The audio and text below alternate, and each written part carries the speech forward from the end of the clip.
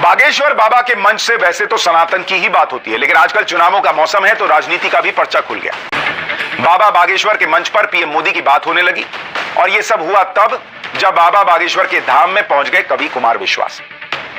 बागेश्वर बाबा के साथ कुमार विश्वास की इस जुगलबंदी में पीएम मोदी का जिक्र पीएम मोदी के द्वारका दर्शन से हुआ। पिछले दिनों पीएम मोदी द्वारका पहुंचे थे, जहां उन्होंने समंदर में डुबकी लगाई थी और समंदर में डूब चुकी भगवान कृष्ण की नगरी द्वारका के दर्शन किए थे, वहां पूजा भी की थी। और अब द्वारका नगरी में पीएम की इस पूजा के कई मायने निकाले जा रहे हैं। कोई इसे मथुरा से जोड़ रहा है तो कोई द्वारका नगरी को फिर से बसाने की बात करने लगा है। और इसी का जिक्र बाबा बागेश्वर के धाम में भी होने लगा, जहां एक ही मंच पर बाबा बागेश्वर और कुमार विश्वास साथ नजर आए। यहीं पर कुमार विश्वास ने बताया कि पीएम मोदी के द्वारका जाने का क्या अर्थ हो सकता है। बाबा बागेश्वर ने कुमार विश्वास से पीएम मोदी के लक्षद्वीप दौरे का जिक्र छेड़ा तो कुमार विश्वास ने उसे भी अयोध्या में भगवान राम की घर वापसी से किस तरह जोड़ दिया। पहले कुमार विश्वास को सुनिए, फिर आपको बताऊंगा लोकसभा चुनाव को लेकर बाबा बागेश्वर के पर्चे में बीजेपी के लिए क्या निकला। प्रभु का महल देख के आए प्रधानमंत्री जी नीचे जाके। लोग मुझसे कह रहे थे नीचे जाके क्या कर रहे हैं। मैंने कहा इसको सामान्य घटना मत समझो। अगर कृष्ण जी का मकान देखने गए हैं तो बनवाने की सोच रहे होंगे।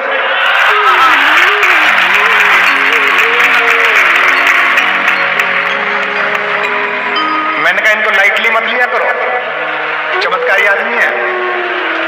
अपने ही देश के एक द्वीप पे कुर्सी बिछा के बैठे बेचारे, न बोले न चाले और एक देश डूब गया। हमसे पूछने लगे हमारे भैया धीरेन्द्र भैया कि दद्दा जी बताओ ये अच्छा खासा अयोध्या का प्रसंग चल रहा था, मालदीव क्यों डुबो दिया। मैंने कहा भैया ये परंपरा है, जब जब राम जी अयोध्या लौटते एक द्वीप डूबता ही है। वैसे तो बागेश्वर धाम में आए दिन कोई ना कोई कार्यक्रम होता रहता है जिसमें बाबा बागेश्वर सनातन संस्कृति को मजबूत करने की बात भी करते हैं।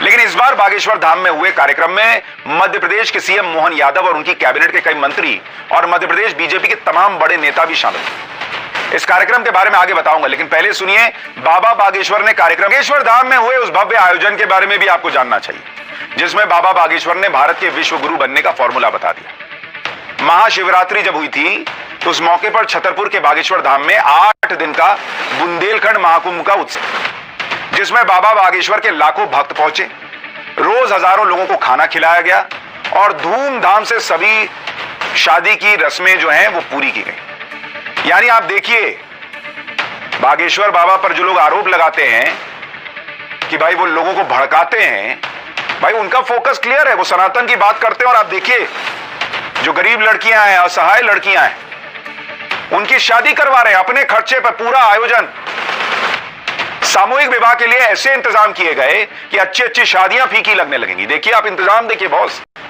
लोगों के स्वागत के लिए हेलीकॉप्टर से फूलों की बारिश की गई। यही नहीं, नए जोड़ों को मोटरसाइकिल, फ्रिज, कूलर, सोफा, पलंग समेत गृहस्थी का पूरा साजो सामान गिफ्ट किया गया, दिया गया सबको। यह नहीं कि भाई फेरे करवा दिया और हो गया आप घर जाओ। भाई जोड़ा घर जाएगा, उनको जिन चीजों की जरूरत होगी, जैसे पिता अपनी बेटी को विदा करता है वैसे बागेश्वर बाबा ने इन बच्चियों को विदा किया। ठीक उसी तरह 156 बेटियों की विदाई हुई। शादी से पहले दुल्हनों के श्रृंगार की भी खास व्यवस्था की गई। इसके अलावा हल्दी की रस्म से लेकर हर वो रस्म निभाई गई जो सनातन धर्म की शादियों में निभाई जाती है। बाबा बागेश्वर खुद वर और वधू के स्वागत के लिए खड़े नजर आए।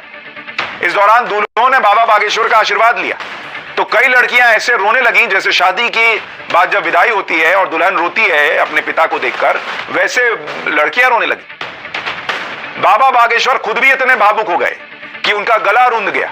सुनिए बेटियों की शादी पर बाबा ने क्या कहा और कैसे भारत के विश्व गुरु बनने का फॉर्मूला भी बताया।